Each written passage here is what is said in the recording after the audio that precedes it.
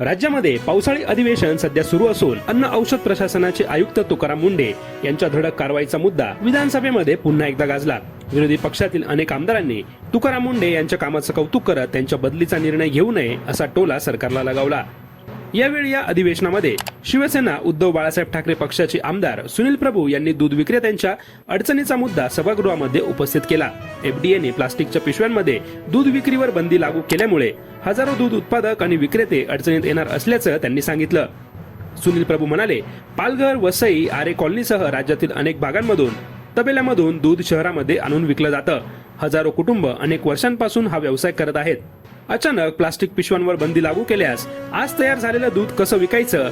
पर्यायी व्यवस्था उपलब्ध होईपर्यंत सरकारने काही कालावधीची मुदत द्यावी, अन्यथा एफडीएचं पथक कारवाई करेल आणि हजारो कोटी रुपयांचं नुकसान होऊ शकतं असा मुद्दा उपस्थित केला। सुनील प्रभू यांच्या या मुद्द्याला उत्तर देताना महसूल मंत्री चंद्रशेखर बावनकुळे यांनी हा मुद्दा गंभीर असल्याचं मान्य केलं। ते म्हणाले, सुनील प्रभू यांनी उपस्थित केलेली सूचना अत्यंत महत्त्वाची आहे। या संदर्भात मी मुख्यमंत्र्यांची चर्चा करेन।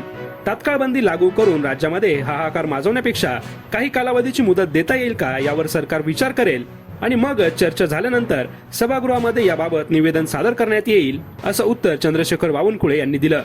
त्यामुळे आता एकंदरीतच तुकाराम मुंढे यांनी प्लास्टिक पिशवीमधून दूध विकण्यास बंदी घातलेली असताना त्यांच्या बंदीला विधानसभेमधून एक प्रकारे स्थगिती देण्यात आली आहे।